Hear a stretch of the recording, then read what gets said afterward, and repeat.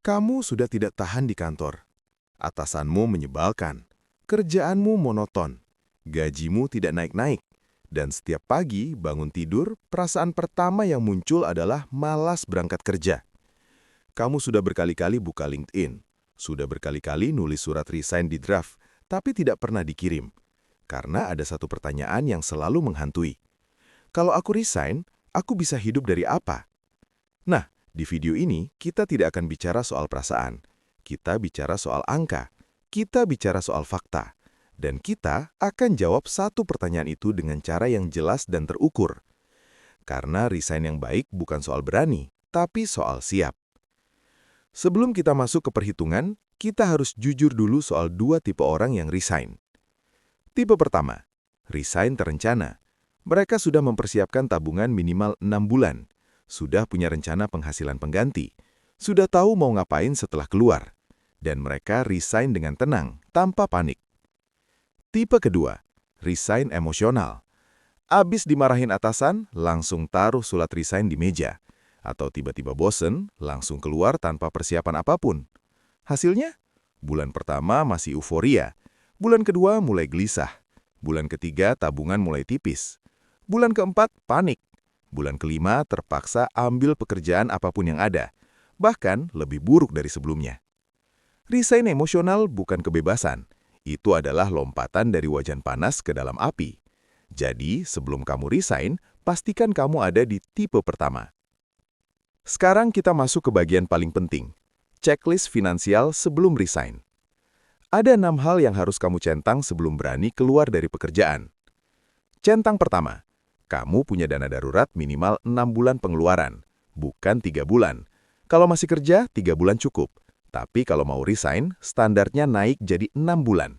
Karena kamu tidak tahu berapa lama butuh waktu untuk dapat penghasilan baru. Centang kedua, tidak ada utang konsumtif yang masih berjalan. Kartu kredit lunas atau hampir lunas. Tidak ada cicilan yang memberatkan. Karena tanpa penghasilan tetap, bunga utang bisa menghancurkan keuanganmu dalam hitungan bulan. Centang ketiga, kamu sudah punya gambaran penghasilan pengganti, entah itu pekerjaan baru yang sudah di tangan, bisnis yang sudah menghasilkan walau kecil, atau freelance yang sudah punya klien. Jangan resign dengan tangan kosong dan harapan semata. Centang keempat, pasanganmu atau keluargamu tahu dan mendukung rencana ini. Resign bukan keputusan solo kalau kamu punya tanggungan. Ini keputusan tim yang butuh komunikasi dan kesepakatan. Centang kelima, kamu sudah hitung break-even point penghasilan barumu. Artinya, kamu tahu berapa minimum yang harus kamu hasilkan setiap bulan agar semua kebutuhan terpenuhi tanpa menggerus tabungan. Centang keenam, kamu sudah punya timeline yang jelas. Bukan resign lalu santai dulu, tapi resign dengan rencana. Bulan pertama ngapain? Bulan kedua ngapain? Kapan target mulai menghasilkan?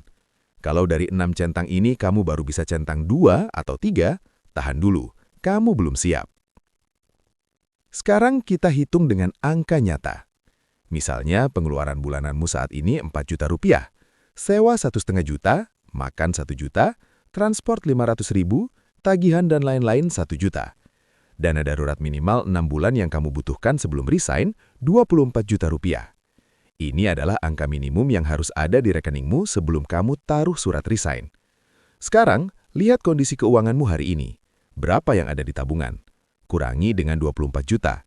Kalau masih minus, kamu belum siap resign. Tapi kamu bisa mulai hitung berapa bulan lagi kamu bisa siap resign. Misalnya tabunganmu sekarang 10 juta. Kamu butuh 24 juta. Kekurangan 14 juta. Kalau kamu bisa sisihkan 2 juta per bulan, kamu butuh 7 bulan lagi untuk siap resign. Artinya bukan tidak bisa resign, tapi resign yang benar butuh waktu 7 bulan persiapan dari sekarang. Itu bukan lama. Itu adalah investasi 7 bulan untuk kebebasan yang lebih panjang. Banyak orang resign dengan asumsi, nanti juga ada rezeki, nanti juga dapat kerjaan baru, nanti juga bisa jualan. Masalahnya, nanti itu tidak punya tanggal pasti, tapi tagihan punya. Jadi sebelum resign, kamu harus punya setidaknya 1 dari 3 ini. 1. Offer letter dari perusahaan baru yang sudah di tangan. Ini yang paling aman. Kamu keluar dari pintu lama langsung masuk pintu baru. Tidak ada jeda penghasilan. 2. Bisnis atau side hustle yang sudah menghasilkan minimal 50% dari gaji sekarang. Bukan bisnis yang baru mau dimulai, bukan ide yang masih di kepala, tapi bisnis yang sudah ada uangnya masuk setiap bulan.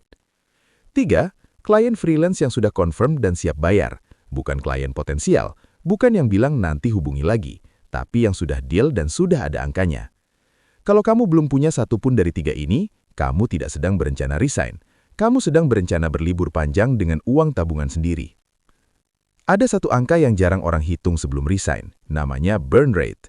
Burn rate adalah seberapa cepat tabunganmu habis setiap bulan setelah tidak ada penghasilan masuk. Cara hitungnya sederhana. Total pengeluaran bulanan dibagi total tabungan sama dengan berapa bulan kamu bisa bertahan. Contoh, pengeluaran bulanan 4 juta rupiah, tabungan 24 juta rupiah. Berarti burn rate-mu 6 bulan. Artinya kalau dalam 6 bulan kamu tidak dapat penghasilan apapun, kamu bangkrut. Nah, 6 bulan itu terdengar lama, tapi dalam kenyataan berlalu sangat cepat. Bulan pertama dan kedua biasanya masih santai, masih eksplorasi. Bulan ketiga mulai serius cari kerja atau bangun bisnis. Bulan keempat dan kelima mulai ada tekanan. Bulan keenam sudah panik. Jadi idealnya, sebelum resign, burn rate-mu minimal 9-12 bulan, bukan 3 bulan, bukan 6 bulan. Minimal 9 bulan agar kamu punya ruang gerak yang cukup untuk membangun penghasilan baru tanpa tekanan berlebihan. Sekarang kita bicara soal timing. Kapan waktu terbaik untuk resign? Waktu terbaik resign adalah ketika kamu sudah punya semua ini secara bersamaan. Pertama, tabungan minimal 9-12 bulan pengeluaran sudah terkumpul. Kedua, tidak ada utang konsumtif yang aktif. Ketiga, sudah ada sinyal penghasilan pengganti, entah offer letter dari perusahaan baru yang sudah di tangan, klien atau bisnis yang sudah berjalan, atau kondisi pasar kerja atau bisnis yang kamu tuju sedang bagus. Jangan resign saat ekonomi sedang lesu besar-besaran. Kelima, kamu sudah selesaikan semua kewajiban di kantor dengan baik. Resign dengan profesional. Jangan bakar jembatan. Dunia kerja sempit. Nama baikmu adalah aset jangka panjang. Dan satu hal yang sering diabaikan, perhatikan waktu resign dalam setahun. Kalau kantormu biasa bagi bonus di bulan Desember atau Maret, tunggu sampai bonus itu cair. Resign sebelum bonus sama dengan membuang uang yang sudah menjadi hakmu. Ada yang bilang, resign itu soal keberanian. Tapi saya bilang, resign yang benar itu soal kesiapan. Berani tanpa siap itu nekat. Siap tanpa berani itu terjebak. Yang kamu butuhkan adalah keduanya pada waktu yang tepat. Dan waktu yang tepat itu bukan ditentukan oleh perasaan sesaat. Bukan karena habis dimarahin, bukan karena teman resign duluan. Bukan karena konten motivasi yang kamu tonton tadi malam. Waktu yang tepat ditentukan oleh angka di rekeningmu, rencana yang ada di tanganmu, dan kesiapan mental yang sudah kamu bangun. Jadi kalau sekarang kamu belum siap, tidak apa-apa. Mulai siapkan dari sekarang. Hitung berapa bulan lagi kamu bisa sampai di titik siap. Dan jalani setiap hari di kantor dengan tenang. Karena kamu tahu, kamu sedang dalam proses keluar dengan cara yang benar. Itu jauh lebih kuat daripada resign emosional yang berakhir penyesalan. Jadi apa yang harus kamu lakukan mulai hari ini? Langkah pertama, hitung burn rate-mu sekarang. Berapa pengeluaran bulanan dibagi berapa tabungan yang ada. Itu angka bertahan hidupmu. Langkah kedua, tentukan target tabungan sebelum resign. Minimal 9 kali pengeluaran bulanan. Langkah ketiga, hitung berapa lama kamu bisa sampai ke angka itu dengan menyisihkan sekian persen gaji setiap bulan. Langkah keempat, sambil menabung, mulai bangun penghasilan alternatif. Freelance, bisnis kecil, skill baru yang bisa dijual. Langkah kelima, tetap profesional di kantor sampai hari terakhir. Jaga reputasi, selesaikan pekerjaan dengan baik, dan keluar dengan kepala tegak. Resign bukan akhir. Resign yang terencana adalah awal dari babak baru yang jauh lebih baik.